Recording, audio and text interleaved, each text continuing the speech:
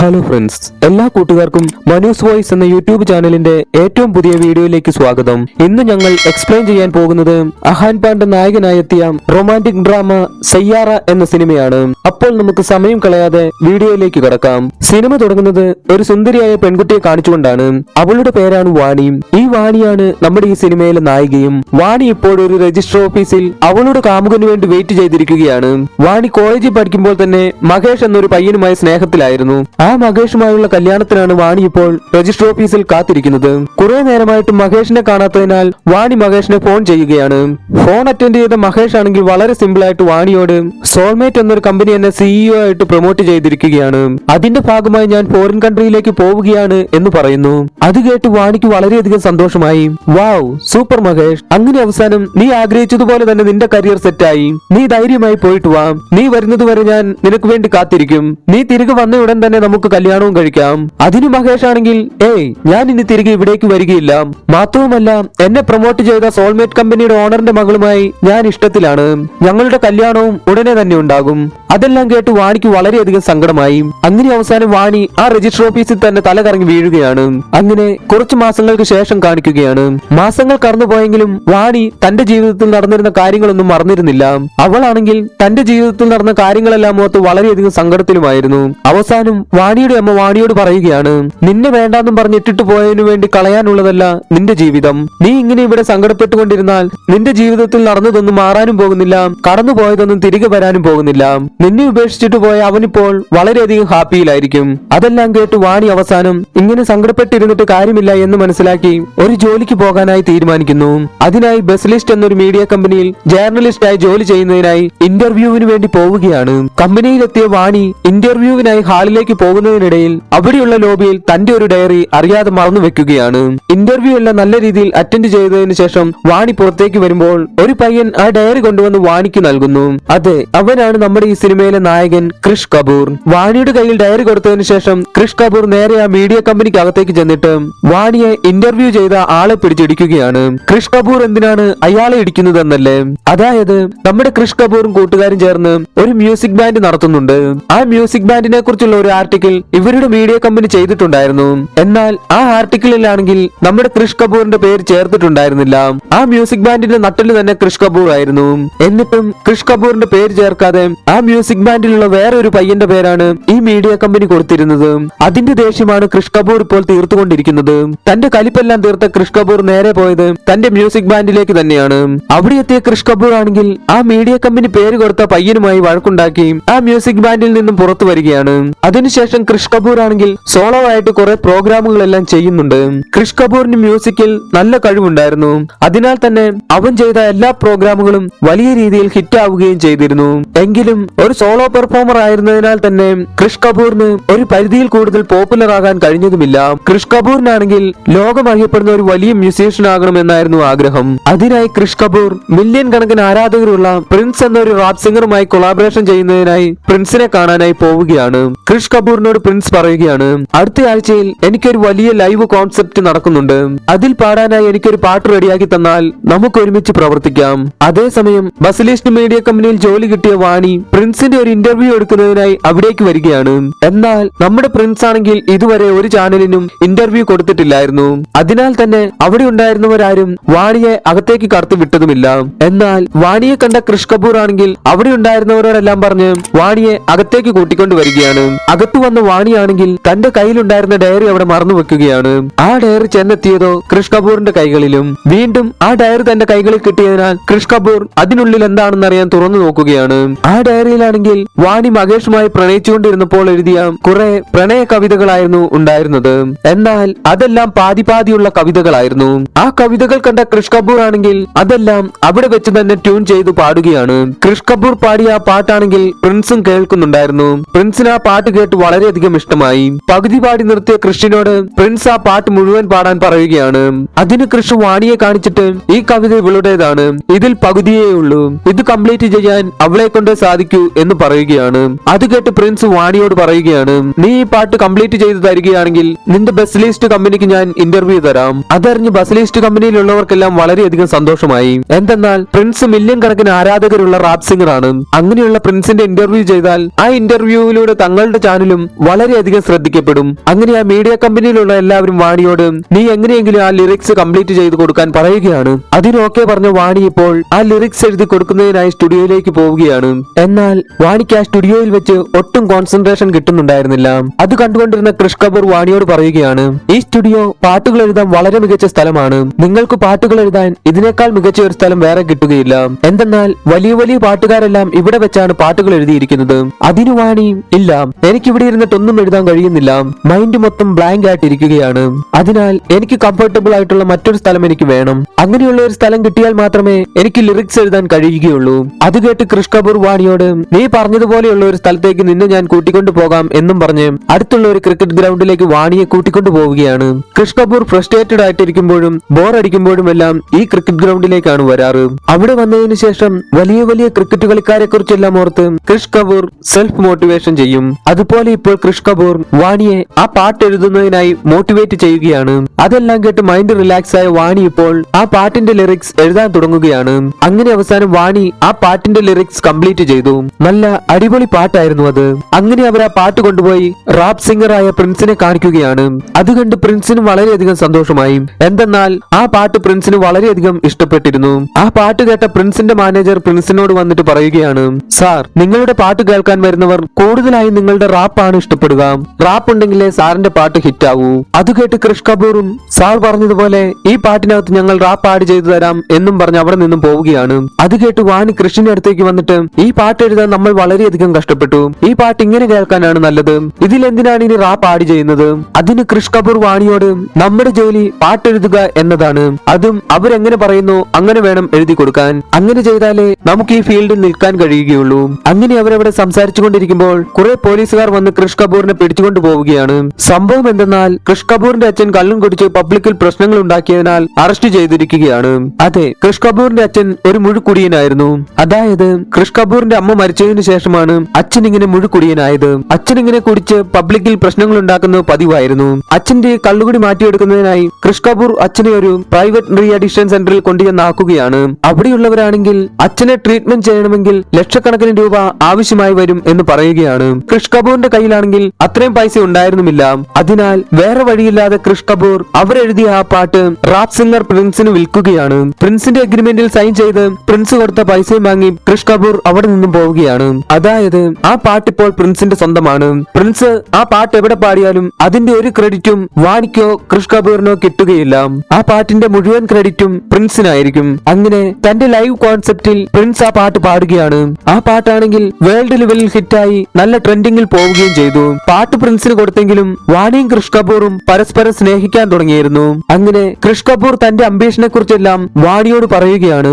അതായത് ലോകം അറിയപ്പെടുന്ന വലിയൊരു മ്യൂസീഷ്യൻ ആകണമെന്നായിരുന്നു ക്രിഷ് കപൂറിന്റെ ആഗ്രഹം. അതെല്ലാം കേട്ട് കഴിഞ്ഞപ്പോൾ വാണി കൃഷ്ണനോട് പറയുകയാണ്, നിന്റെ ആഗ്രഹം പോലെ നീ വലിയൊരാളായി മാറണമെങ്കിൽ നീ ഇങ്ങനെ സോളോ പെർഫോമൻസ് നടത്തിക്കൊണ്ടിരുന്നിട്ട് കാര്യമില്ല. നീ നിന്റെ കൂട്ടുകാരുടെ കൂടെ ഒരു മ്യൂസിക് ബാൻഡ് നടത്തിയിരുന്നില്ലേ? നീ വീണ്ടും അവരുടെ കൂടെ പോയി കൂടണം. നിങ്ങൾ എല്ലാവരും ഒന്നായിരുന്നെങ്കിൽ നിന്റെ ആഗ്രഹം പോലെ തന്നെ നിനക്ക് എല്ലാം നേടിയെടുക്കാൻ കഴിയും. വാണി പറഞ്ഞതനുസരിച്ച് ക്രിഷ് കപൂറും അവന്റെ കൂട്ടുകാരുടെ കൂടെ ആ പഴയ മ്യൂസിക് ബാൻഡിൽ തന്നെ ചേരുകയാണ്. അവരെല്ലാവരും ചേർന്ന് പുതിയ പ്രോഗ്രാമുകൾ ചെയ്യാൻ തുടങ്ങി. അവർ ചെയ്യുന്ന പ്രോഗ്രാമുകളെല്ലാം പതിയെ പതിയെ ഹിറ്റ് ആകാൻ തുടങ്ങി. ഒപ്പം അവരുടെ മ്യൂസിക് ബാൻഡും. അങ്ങനെ ഒരു ദിവസം വാണിയെ ക്രിഷ് കപൂർ തന്റെ ബൈക്കിൽ അവളുടെ വീട്ടിൽ ഡ്രോപ്പ് ചെയ്യുകയാണ്. അതാണെങ്കിൽ വാണിയുടെ പേരൻസ് കാണുകയും ചെയ്തു. അത് കണ്ട് വാണിയുടെ അമ്മ വാണിയോട് ഒരു റിലേഷൻഷിപ്പിൽ നിന്നും കിട്ടിയ വേദന ഇതുവരെ മാറിയിട്ടില്ല. അവനാണെങ്കിൽ നിന്നെ നല്ല രീതിയിൽ പറ്റിച്ച് കടന്നു കളഞ്ഞു. അതെല്ലാം അനുഭവിച്ച നീ വീണ്ടും അത് തന്നെയാണോ ചെയ്യുന്നത്? ഇവനും നാളെ നിന്നെ വിട്ടിട്ട് പോകും. വീണ്ടും അതേ അവസ്ഥ തന്നെ വരും. ആണുങ്ങളൊന്നും നീ വിചാരിക്കുന്നത് പോലെയല്ല. അവരുടെ ആവശ്യം കഴിഞ്ഞാൽ അവർ നിന്നെ ഉപേക്ഷിക്കും. അതിനാൽ നീ വെറുതെ ആവശ്യമില്ലാത്ത കാര്യങ്ങൾക്കൊന്നും പോകാതെ നിന്റെ കരിയറും നോക്കി മുന്നോട്ട് പോകാൻ നോക്ക് എന്നും പറഞ്ഞ് വാണിയെ ഉപദേശിക്കുകയാണ്. എന്നാൽ ഇതെല്ലാം പുറത്തുനിന്ന് ക്രിഷ് കപൂറും കേൾക്കുന്നുണ്ടായിരുന്നു. അതെല്ലാം കണ്ട വാണിയാണെങ്കിൽ അവിടെ തല കറങ്ങി വീഴുകയാണ്.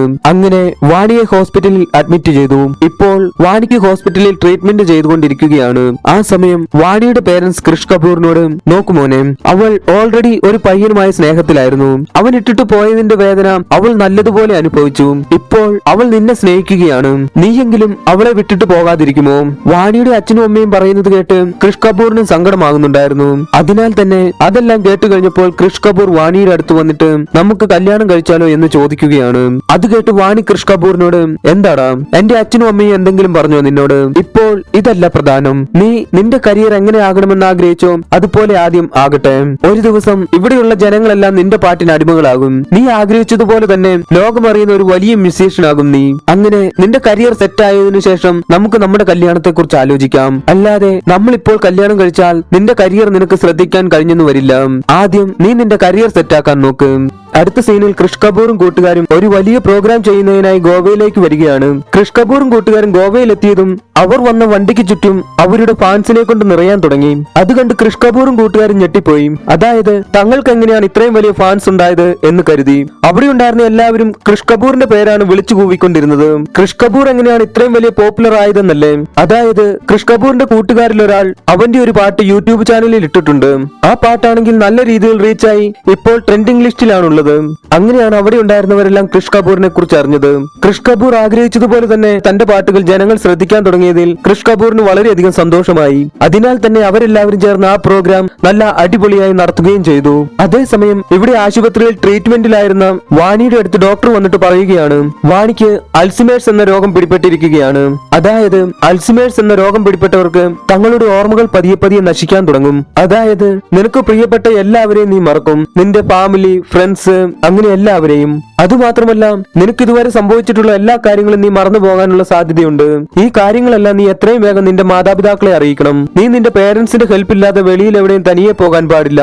എന്തെന്നാൽ ഒരുപക്ഷെ നീ വെളിയിൽ പോയി കഴിയുമ്പോൾ നിന്റെ വീടും അഡ്രസ്സും വരെ നീ മറന്നു പോകാൻ സാധ്യതയുണ്ട്. അതെല്ലാം കേട്ട് വാണിക്ക് വളരെയധികം സങ്കടമായി. അതിനാൽ തന്നെ വാണി തനിക്കുള്ള അസുഖത്തെക്കുറിച്ച് തന്റെ പേരൻസിനോടോ കൃഷ് കപൂറിനോടോ ആരോടും പറഞ്ഞതുമില്ല. അതേസമയം ഗോവയിലെ പ്രോഗ്രാം എല്ലാം നല്ല രീതിയിൽ ചെയ്തതിനു ശേഷം കൃഷ് കപൂറും കൂട്ടുകാരും അടുത്ത പ്രോഗ്രാമിനായി ഹിമാചലിലേക്ക് പോകാൻ തുടങ്ങുകയാണ്. പോകുന്നതിന് മുമ്പായി കൃഷ് കപൂർ വാണിയെ ഫോൺ ചെയ്യുകയാണ്. എന്നാൽ വാണിയാണെങ്കിൽ കൃഷ് കപൂറിന്റെ ഫോൺ അറ്റൻഡ് ചെയ്തതുമില്ല. വാണി ഫോൺ അറ്റൻഡ് ചെയ്യാത്തതിന് കാരണം എന്താണെന്നല്ലേ. അതായത് വാണി ജോലി ചെയ്തുകൊണ്ടിരുന്ന ബസ്ലിസ്റ്റ് എന്ന മീഡിയ കമ്പനി സോൾമേറ്റ് എന്നൊരു വലിയ കമ്പനി ഏറ്റെടുത്തിരിക്കുകയാണ്. ഈ സോൾമേറ്റ് എന്ന കമ്പനിയുടെ സിഇഒ ആരാണെന്നറിയാലോ. അതായത് വാണിയുടെ പഴയ കാമുകൻ മഹേഷ്. അങ്ങനെ രണ്ട് കമ്പനിയും ടൈപ്പ് ആയതിന്റെ പാർട്ടി നടന്നുകൊണ്ടിരിക്കുകയായിരുന്നു അവിടെ. വാണിയും ഇപ്പോൾ ആ പാർട്ടിയിലാണുള്ളത്. അതേസമയം മഹേഷ് വാണിയുടെ അടുത്ത് വന്നിട്ട് യാതൊന്നും സംഭവിച്ചിട്ടില്ലാത്ത രീതിയിൽ വാണിയോട് സംസാരിക്കുകയാണ്. മഹേഷ് വാണിയോട് പറയുകയാണ് പഴയ കാര്യങ്ങളൊന്നും നീ മറന്നു കാണില്ലല്ലേ. ഞാനും ഒന്നും മറന്നിട്ടില്ല. അന്ന് ഞാൻ എന്റെ ലക്ഷ്യം നേടുന്നതിന് വേണ്ടിയാണ് നിന്നെ വിട്ടിട്ട് ഈ സോൾമേറ്റ് കമ്പനിയുടെ ഓണറിന്റെ മകളെ കെട്ടിയത്. എന്തായാലും അവളെ എനിക്ക് ഡിവോഴ്സ് ചെയ്യാൻ കഴിയില്ല. നിനക്ക് ഓക്കെ ആണെങ്കിൽ നമുക്ക് പഴയതുപോലെ തന്നെ ജീവിക്കാം. വാണിക്ക് അൽസിമേഴ്സ് രോഗമായിരുന്നതിനാൽ തന്നെ അവൾ പതിയെ പതിയെ പഴയ കാര്യങ്ങളെല്ലാം മറക്കാൻ തുടങ്ങിയിരുന്നു. അതായത് മഹേഷ് തന്നെ ഇട്ടിട്ട് പോയി വേറെ കല്യാണം കഴിച്ച കാര്യമെല്ലാം വാണി മറന്നിരുന്നു. മഹേഷ് തന്നെയാണ് തന്റെ ഇപ്പോഴുള്ള കാമുകൻ എന്നാണ് വാണി കരുതിയിരിക്കുന്നത്. അതിനാൽ തന്നെ വാണി മഹേഷിനോട് ചോദിക്കുകയാണ് നീ എന്തൊക്കെയാണ് ഈ പറയുന്നത്? നീ എപ്പോഴാണ് എന്നെ വിട്ടിട്ട് പോയത്? നീ എപ്പോഴാണ് കല്യാണം കഴിച്ചത്? നിനക്ക് എന്താണ് പറ്റിയത്? നീ എന്തിനാണ് ഇങ്ങനെയെല്ലാം സംസാരിക്കുന്നത്? വാ വരൂ നമുക്ക് കല്യാണം കഴിക്കാം എന്നും പറഞ്ഞു വാണി മഹേഷിന്റെ കയ്യിൽ പിടിക്കുകയാണ്.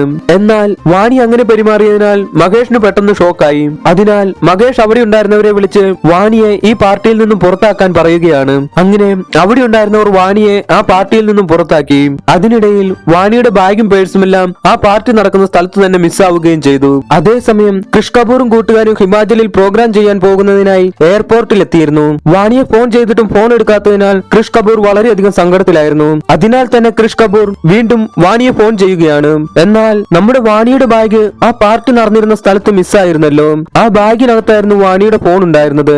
ആ പാർട്ടിയിൽ ഉണ്ടായിരുന്ന ഒരാൾ ഫോൺ അറ്റൻഡ് ചെയ്ത് കൃഷ് കപൂറിനോട് അവിടെ നടന്ന കാര്യങ്ങളെല്ലാം പറയുകയാണ്. അത് കേട്ട് കൃഷ് കപൂർ ആണെങ്കിൽ ഹിമാചലിൽ നടത്തേണ്ട പ്രോഗ്രാമും ക്യാൻസൽ ചെയ്ത് നേരെ വാണിയെ കാണുന്നതിനായി ആ പാർട്ടി നടക്കുന്ന സ്ഥലത്തേക്ക് വരികയാണ്. എന്നാൽ ആ പാർട്ടി നടക്കുന്ന സ്ഥലത്താണെങ്കിൽ വാണിയുടെ ബാഗ് മാത്രമേ ഉണ്ടായിരുന്നുള്ളൂ. അങ്ങനെ അവിടെ വെച്ച് കൃഷ് കപൂർ വാണിയുടെ ബാഗ് ഓപ്പൺ ചെയ്ത് നോക്കുകയാണ്. ആ ബാഗിനകത്ത് വാണിയുടെ മെഡിക്കൽ റിപ്പോർട്ട്സ് എല്ലാം ഉണ്ടായിരുന്നു. അങ്ങനെ കൃഷ് കപൂറും വാണിയുടെ അസുഖത്തെ കുറിച്ച് അറിയുകയാണ്. അങ്ങനെ കൃഷ് കപൂർ വാണിയുടെ അടുത്തെത്തി. വാണി കൃഷ് കപൂർ തന്നോട് സംസാരിക്കുന്നത് വെച്ച് തന്റെ അസുഖത്തെ കുറിച്ച് അവൻ അറിഞ്ഞെന്ന് മനസ്സിലായി. അതിനാൽ തന്നെ വാണി കൃഷ് കപൂറിനോട് പറയുകയാണ് ദയവ് ചെയ്ത് നീ എന്നെ വിട്ട് എവിടെയെങ്കിലും പോയിക്കോളൂ. എപ്പോൾ വേണമെങ്കിലും ഞാൻ നിന്നെ മറന്നു പോകാം. അതിനാൽ നീ എന്റെ കൂടെ ഇരിക്കുന്നത് അത്ര സേഫ് അല്ല. നീ എന്നെ വിട്ടു പോകുന്നതായിരിക്കും നിനക്ക് നല്ലത് എന്നും പറഞ്ഞ് പൊട്ടിക്കരയുകയാണ്. അതെല്ലാം കേട്ട് കൃഷ് കപൂർ പറയുകയാണ് ഇല്ല, ഞാൻ ഒരിക്കലും നിന്നെ വിട്ടു പോവുകയില്ല. എന്റെ കരിയർ എങ്ങനെയായിരിക്കണമെന്ന് ഞാൻ ആഗ്രഹിച്ചോ അതെല്ലാം എനിക്കിപ്പോൾ കിട്ടിയിരിക്കുകയാണ്. ഇപ്പോൾ കോടിക്കണക്കിന് ആളുകൾ എന്റെ പാട്ടുകൾ കേൾക്കുന്നുണ്ട്. അവർക്കെല്ലാം ഇപ്പോഴെന്നെ അറിയാം. എന്നാൽ അതിനേക്കാളൊക്കെ എനിക്ക് സന്തോഷം കിട്ടുന്നത് നീ കൂടെയുള്ളപ്പോഴാണ്. ഈ കോടിക്കണക്കിന് ആളുകൾ എന്നെ മറന്നു പോകുമോ എന്ന് എനിക്ക് പേടിയില്ല, എന്നാൽ നീ എന്നെ മറന്നു പോകുമോ എന്നാണ് എനിക്ക് പേടി. അതിനാൽ ഞാൻ നിന്നെ വിട്ട് എവിടെയും പോകില്ല. എപ്പോഴും നിന്റെ കൂടെ തന്നെ ഇരുന്ന് എല്ലാ കാര്യങ്ങളും നിന്നെ ഞാൻ ഓർമ്മിപ്പിച്ചുകൊണ്ടിരിക്കും. നീ ഓരോ തവണ മറക്കുമ്പോഴും ഞാൻ നിന്നെ ഓർമ്മിപ്പിച്ചുകൊണ്ടിരിക്കും എന്നും പറഞ്ഞ് കൃഷ് കപൂർ വാണിയെ സമാധാനിപ്പിക്കുകയാണ്. ഇനിയുള്ള നമ്മുടെ നാളുകൾ സന്തോഷം നിറഞ്ഞതായിരിക്കണം. അതിനായി നമുക്ക് രണ്ടുപേർക്കും മാത്രമായി ഒരു യാത്ര പോകാം. ആ യാത്രയിൽ നമുക്ക് ആവശ്യമുള്ള ഓർമ്മകളെല്ലാം ചേർത്ത് വെക്കാം എന്നും പറഞ്ഞ് കൃഷ് കപൂർ വാണിയെയും കൂട്ടി ഒരു യാത്ര പോവുകയാണ്. ആ യാത്ര അവരുടെ ജീവിതത്തിലെ ഏറ്റവും സന്തോഷം നിറഞ്ഞ ദിവസങ്ങളായിരുന്നു. വാണി എപ്പോഴൊക്കെ ഓരോരോ കാര്യങ്ങൾ മറക്കുന്നുവോ അപ്പോഴെല്ലാം കൃഷ് കപൂർ അതെല്ലാം ഓർമ്മപ്പെടുത്തിക്കൊണ്ടിരുന്നു. അങ്ങനെ ദിവസങ്ങൾ കടന്നുപോയി. ഒരു ദിവസം കൃഷ് കപൂറിന്റെ കൂട്ടുകാർ കൃഷ് കപൂറിനെ ഫോൺ ചെയ്ത് പറയുകയാണ്, നീ എത്രയും വേഗം ബാൻഡിലേക്ക് തിരികെ വരണം. ഡൽഹിയിൽ വെച്ച് നമ്മുടെ ബാൻഡിന് വളരെ വലിയൊരു പ്രോഗ്രാം ചെയ്യാനുള്ള അവസരം കിട്ടിയിട്ടുണ്ട്. ഈ ഈവന്റ് ചെയ്യുകയാണെങ്കിൽ നമ്മുടെ ബാൻഡും ലോകത്തിലെ തന്നെ ടോപ്പ് ലിസ്റ്റിൽ വരും എന്നെല്ലാം പറയുകയാണ്. എന്തെന്നാൽ അവരുടെ മ്യൂസിക് ബാൻഡിലെ ഏറ്റവും പ്രധാനപ്പെട്ടയാള് കൃഷ് കപൂർ ആണ്. എന്നാൽ കൃഷ് കപൂറിന് വാണിയെ തനിച്ചാക്കി പോകാൻ ഇഷ്ടമില്ലായിരുന്നു. അത് മനസ്സിലാക്കിയ വാണി കൃഷ് കപൂറിന്റെ അടുത്ത് വന്നിട്ട് പറയുകയാണ്, നോക്ക്, നിന്റെ ജീവിതത്തിൽ കിട്ടാവുന്നതിൽ വെച്ച് ഏറ്റവും വലിയ അവസരമാണിത്. ആ ഈവന്റിൽ നീ പെർഫോം ചെയ്യുന്നത് എനിക്കും കാണണം. ആ പ്രോഗ്രാം ചെയ്യുകയാണെങ്കിൽ നീ ആഗ്രഹിച്ചതുപോലെ തന്നെ നിന്റെ കരിയർ സെറ്റ് ആകും. അതിനാൽ നീ ഈ പ്രോഗ്രാം ഉറപ്പായും ചെയ്യണം. അതിന് കൃഷ് കപൂർ വാണിയോട് ഞാനൊരു സിറ്റുവേഷൻ പറയാം, ആ സിറ്റുവേഷനിലെ ലിറിക്സ് എനിക്ക് എഴുതി തരാമോ എന്നും ചോദിച്ച് കൃഷ് കപൂർ വാണിയോട് ആ സിറ്റുവേഷൻ പറയുകയാണ്. അതായത് എന്റെ കൂട്ടുകാരിൽ ഒരാളുടെ ഗേൾഫ്രണ്ട് അവനെ പതിയെ പതിയെ മറന്ന് അവനെ വിട്ടിട്ട് പോവുകയാണ്. ഇതാണ് സിറ്റുവേഷൻ. അതിന് വാണിയും ഈ സിറ്റുവേഷൻ അനുസരിച്ചുള്ള പാട്ട് ഞാൻ എഴുതി തരാം, ആ പാട്ട് നീ പോയി പാടണം. ആ പാട്ട് കേട്ടാൽ അവൾ ഉറപ്പായും നിന്റെ കൂട്ടുകാരനെ വിട്ടു പോകില്ല എന്നും പറഞ്ഞു വാണി ആ പാട്ട് എഴുതി കൃഷ് കപൂറിന് കൊടുക്കുകയാണ്. അടുത്ത ദിവസം ഡൽഹിയിൽ വെച്ച് നടക്കുന്ന ആ വലിയ മ്യൂസിക് ഈവന്റ് കാണിക്കുകയാണ്. അത് കാണുന്നതിനായി കൃഷ് കപൂറിന്റെ അച്ഛനും വാണിയും ഒക്കെ വന്നിട്ടുണ്ടായിരുന്നു. കൃഷ് കപൂർ വാണി എഴുതി കൊടുത്ത ആ പാട്ടാണ് അവിടെ പാടാൻ പോകുന്നത്. കൃഷ് കപൂർ പാട്ട് പാടാനായി സ്റ്റേജിലേക്ക് വരുമ്പോൾ വാണി കൃഷ് കപൂറിനോട് പറയുകയാണ്, ഈ ഒരു നാളിനു വേണ്ടിയാണ് ഞാൻ ഇത്രയും നാളും കാത്തിരുന്നത്. നീ ധൈര്യമായി പാടിക്കോ, നീ ഉറപ്പായും ലോകം അറിയുന്ന ഒരു വലിയ മ്യൂസീഷ്യൻ ആകും. അങ്ങനെ കൃഷ് കപൂർ ആ പാട്ട് പാടാനായി സ്റ്റേജിലേക്ക് പോവുകയാണ്. അതേസമയം വാണിയുടെ അടുത്തേക്ക് ഒരാൾ വരികയാണ്. വാണിയുടെ പഴയ കാമുകൻ മഹേഷ് ആയിരുന്നു അത്. മഹേഷ് വാണിയോട് എനിക്ക് നിന്നോട് കുറേയധികം സംസാരിക്കാനുണ്ട് എന്നും പറഞ്ഞ് തന്റെ റൂമിലേക്ക് കൂട്ടിക്കൊണ്ടു പോവുകയാണ്. അതേസമയം വാണി വീണ്ടും തന്റെ പഴയ കാര്യങ്ങളെല്ലാം മറന്ന് മഹേഷ് ആണ് തന്റെ കാമുകൻ എന്നും കരുതി മഹേഷിന്റെ കൂടെ പോവുകയാണ്. അതേസമയം സ്റ്റേജിൽ പാട്ട് പാടാനെത്തിയ കൃഷ് കപൂർ ആണെങ്കിൽ വാണിയെ അവിടെ കാണാത്തതിനാൽ വാണിയെ തേടി റൂമിലേക്ക് വരികയാണ്. വന്നു നോക്കുമ്പോൾ മഹേഷ് അവിടെ വാണിയെ മിസ്യൂസ് ചെയ്യാൻ ശ്രമിക്കുകയായിരുന്നു. അത് കണ്ട് കലിപ്പായ കൃഷ് കപൂർ മഹേഷിനെ എടുത്തിട്ടിടിക്കുകയാണ്. അതേസമയം കയ്യിലൊരു കത്തിയുമായി അവിടേക്ക് വന്ന വാണി കൃഷ് കപൂറിന് നേരെ കത്തി ചൂണ്ടിയിട്ട് പറയുകയാണ്, ആരാടാ നീ എന്തിനാണ് എന്റെ ലവറിനെ പിടിച്ചിടിക്കുന്നത്? അതായത് വാണിക്ക് തന്റെ അൽസിമേഴ്സ് കാരണം കൃഷ് കപൂറിനെ മൊത്തമായിട്ട് മറന്നുപോയിരുന്നു. മഹേഷ് ആണ് തന്റെ കാമുകൻ എന്നാണ് വാണി കരുതിയിരിക്കുന്നത്. വാണിയുടെ അസുഖത്തെക്കുറിച്ച് അറിയാവുന്ന കൃഷ് കപൂർ ആണെങ്കിൽ വാണിയെ ഒന്നും തന്നെ പറയാതെ അങ്ങനെ നോക്കിക്കൊണ്ട് നിൽക്കുകയാണ്. അപ്പോഴാണ് മഹേഷിന് വാണിക്ക് എന്തോ അസുഖമുണ്ടെന്നുള്ള കാര്യം മനസ്സിലാകുന്നത്. അതിനാൽ തന്നെ മഹേഷ് അവിടെ നിന്നും ഓടിപ്പോവുകയാണ്. മഹേഷ് ഓടിപ്പോകുന്നത് കണ്ടിട്ട് വാണിക്കൊന്നും മനസ്സിലായതുമില്ല. അതിനാൽ തന്നെ വാണി അവിടെ നിന്നും പൊട്ടിക്കരയാൻ തുടങ്ങി. അത് കണ്ട് കൃഷ് കപൂർ ഒരു തരത്തിൽ വാണിയെ സമാധാനിപ്പിച്ചെടുക്കുന്നു. അതേസമയം കൃഷ് കപൂറിന്റെ അച്ഛൻ അവനോട് പറയുകയാണ്, നോക്കുമോനെ, നിന്റെ അമ്മ മരിച്ചതിന് ശേഷം ഞാൻ വെള്ളമടിച്ച് എന്റെ ജീവിതം മാത്രമല്ല നിന്റെ ജീവിതവും നശിപ്പിച്ചു. ഇപ്പോൾ നീയും നിന്റെ സ്നേഹത്തിനു വേണ്ടി നിന്റെ കരിയർ ആണ് ഇല്ലാതാക്കിക്കൊണ്ടിരിക്കുന്നത്. ദയവ് ചെയ്ത് നീ ആ പെണ്ണിനെ അവളുടെ പേരൻസിനെ ഏൽപ്പിച്ചിട്ട് നിന്റെ കരിയർ ശ്രദ്ധിക്കാൻ നോക്ക്. എന്നാൽ കൃഷ് കപൂറിനാണെങ്കിൽ വാണിയെ വിട്ടിട്ട് പോകാനുള്ള മനസ്സുണ്ടായിരുന്നില്ല. അതിനാൽ തന്നെ കൃഷ് കപൂർ വാണിയുടെ കൂടെ ഇരുന്ന് വാണിയെ പൊന്നുപോലെ നോക്കാൻ തുടങ്ങി. എന്നാൽ അടുത്ത ദിവസം കൃഷ് കപൂർ നോക്കുമ്പോൾ വാണി അവിടെ ഉണ്ടായിരുന്നില്ല. വാണി കൃഷ് കപൂറിന് ഒരു ലെറ്ററും എഴുതി വെച്ച് അവിടെ നിന്നും പോയിരുന്നു. ആ ലെറ്ററിൽ ഞാൻ നിന്റെ കൂടെ ഇരുന്നാൽ നിനക്ക് നിന്റെ ജീവിതത്തിൽ ഒന്നും നേടാൻ കഴിയില്ല, അതിനാൽ ഞാൻ പോവുകയാണ് എന്നായിരുന്നു എഴുതിയിരുന്നത്. അത് കൃഷ് കപൂറിന് താങ്ങാൻ കഴിയുന്നതിലും അപ്പുറമായിരുന്നു. ആ ലെറ്റർ കണ്ട് കൃഷ് കപൂർ പൊട്ടിക്കരയാൻ തുടങ്ങി. അവൻ വാണിയെ അവിടെയെല്ലാം തേടി നോക്കിയെങ്കിലും കണ്ടെത്താൻ കഴിഞ്ഞില്ല. അപ്പോഴാണ് കൃഷ് കപൂറിന് ഒരു കാര്യം ഓർമ്മ വരുന്നത്. അതായത് വാണി അവസാനമായി എഴുതി കൊടുത്ത ആ പാട്ട്. ഈ പാട്ട് കേട്ടാൽ ഈ ലോകത്തിന്റെ ഏത് കോണിലായാലും അവൾ തന്നെ തേടി വരുമെന്നും വിശ്വസിച്ച് കൃഷ് കപൂർ ആ ഈവന്റിൽ ആ പാട്ട് പാടുകയാണ്. ആ പാട്ട് വളരെയധികം ഹിറ്റായെങ്കിലും വാണി കൃഷ് കപൂറിനെ തേടി വന്നില്ല. അങ്ങനെ വർഷങ്ങൾ കടന്നുപോയി. കൃഷ് കപൂറിന്റെയും കൂട്ടുകാരുടെയും മ്യൂസിക് ബാൻഡ് വേൾഡ് ലെവലിൽ ഹിറ്റ് ആവുകയും ചെയ്തു. അതിനാൽ തന്നെ കൃഷ് കപൂറും കൂട്ടുകാരും ചേർന്ന് ഇപ്പോൾ ഇപ്പോൾ ലണ്ടനിൽ ഒരു പ്രോഗ്രാമിനായി വന്നിരിക്കുകയാണ്. കൃഷ് കപൂറിന്റെ കൂട്ടുകാരെല്ലാം വളരെയധികം സന്തോഷത്തിലായിരുന്നു. ഇത്രയൊക്കെ ഉയർച്ചയിലെത്തിയിട്ടും കൃഷ് കപൂറിന് മാത്രം യാതൊരു സന്തോഷവും ഉണ്ടായിരുന്നില്ല. എന്തെന്നാൽ അവൻ വാണിയെ അത്രയധികം സ്നേഹിച്ചിരുന്നു. ലോകം മുഴുവൻ സഞ്ചരിച്ചിട്ടും വാണിയെ കണ്ടെത്താൻ കഴിയാത്തതിന്റെ സങ്കടമായിരുന്നു കൃഷ് കപൂറിന്റെ ഉള്ളിൽ. അടുത്ത ദിവസമാണ് ലണ്ടനിലെ ആ പ്രോഗ്രാം നടക്കുന്നത്. അതിനാൽ തന്നെ തലേ ദിവസം കൃഷ് കപൂറും കൂട്ടുകാരും ചേർന്ന് അടുത്ത ദിവസം പ്രോഗ്രാം നടക്കാൻ പോകുന്ന സ്റ്റേജിൽ വെച്ച് പ്രാക്ടീസ് ചെയ്തുകൊണ്ടിരിക്കുകയാണ്. അവർ പ്രോഗ്രാം നടത്തിക്കൊണ്ടിരിക്കുന്ന ആ സ്റ്റേജിന്റെ വാളിലാണെങ്കിൽ ഇവരുടെ പാട്ടുകൾ വെച്ച് മറ്റുള്ളവർ ചെയ്ത റീൽസുകളെല്ലാം റൺ ചെയ്തുകൊണ്ടിരിക്കുകയാണ്. അപ്പോഴാണ് കൃഷ് കപൂർ ആ വീഡിയോ വാളിലുള്ള ഒരു റീൽ ശ്രദ്ധിക്കുന്നത്. അതായത് ഹിമാലയത്തിലുള്ള ഒരു ഇൻഫ്ലുവൻസർ കൃഷ് കപൂർ പാടിയ പാട്ട് പബ്ലിക്കിൽ ലൈവായിട്ട് പാടി അത് റീലായിട്ട് എടുത്തിട്ടിരിക്കുകയാണ്.